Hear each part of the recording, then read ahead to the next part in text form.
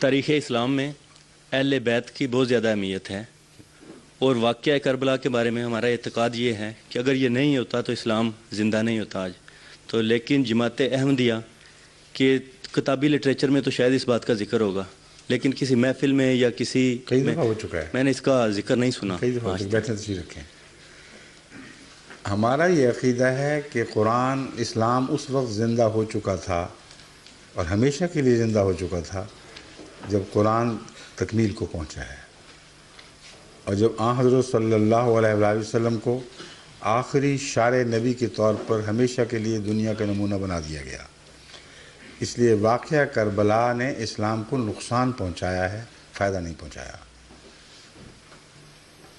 نقصان پہنچایا اور گہرا نقصان پہنچایا ہے، کیونکہ دنیا کے سب سے بڑے محسن کے ساتھ احسان فراموشی کا اظہار کیا گیا ہے، اور آپ کی اولاد سے محبت سے پیش آنے اور عزت سے پیش آنے کی بجائے اس کی بے حرمتی کی گئی ہے۔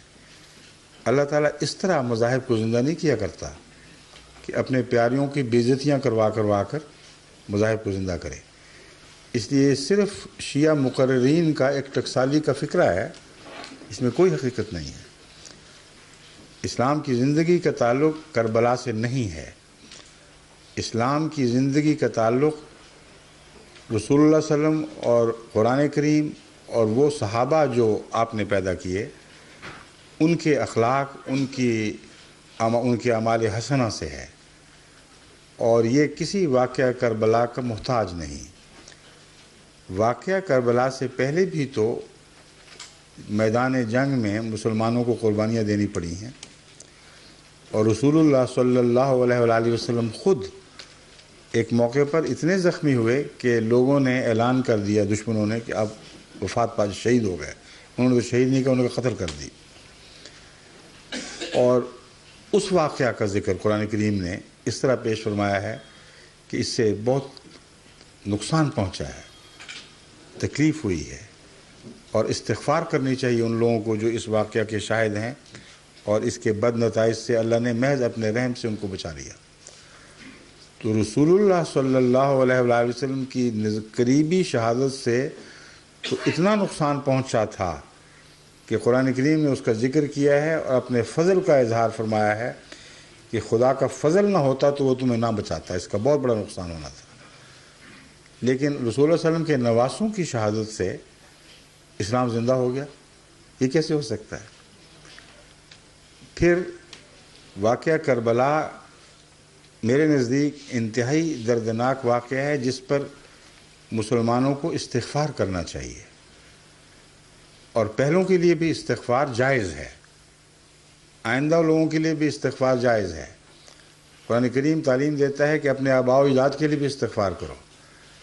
بس میرا تو یہ رد عمل ہے کہ جب میں واقعہ دردناک واقعہ پڑھتا ہوں تو استغفار کرتا ہوں ان لوگوں کے لیے بھی جنہوں نے ظلم کیا ہے۔ اگر وہ آنکھیں کھول کر ظلم کرنے والے ہیں تو میرا یہ عقیدہ ہے کہ ایسے لوگوں کو سزا کے بغیر نہیں چھوڑا جائے گا۔ لیکن اگر غلطیاں ہوئی ہیں یا دونوں طرف سے کچھ غلط فہمیاں پیدا ہوئی ہیں تو اس معاملے میں ہمیں بحث نہیں کرنی چاہیے، کیونکہ انہوں نے ہمارے سامنے نہیں پیش ہونا۔ اور اس لیے بھی کہ تاریخ پر اتنے ابہام کے پردے ہیں کہ شیعہ روایتیں، سنی روایتیں، ان کے اندر فرق اور اسناد الگ الگ، اور واقعہ ایک لیکن مختلف طریق سے بیان ہوا۔ اس لیے ان باتوں پر جج بیٹھنے کا کس کو حق ہے؟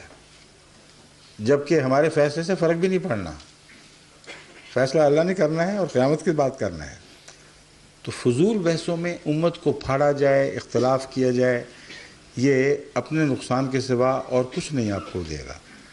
اسی لیے میں نے کہا تھا نقصان زیادہ ہوا ہے، امت بیچ میں سے دو نیم ہو گئی، پھٹ گئی۔ اور اگر شیعہ سنی امت ایک امت شیعہ اور سنی دو امتوں میں نہ بدلتی تو آج اسلام کی ترقی کہیں سے کہیں پہنچ جانی تھی۔ بہت بڑے نقصان اسلامی تاریخ میں شیعہ اور سنی اختلاف کے نتیجے میں ہوئے، ہلاکو خاں کا حملہ ہوا، اور بہت سے ایسے نقصانات پہنچے ہیں جن پر تاریخ گواہ ہے، جس کی بنیادی وجہ شیعہ سنی اختلاف تھا۔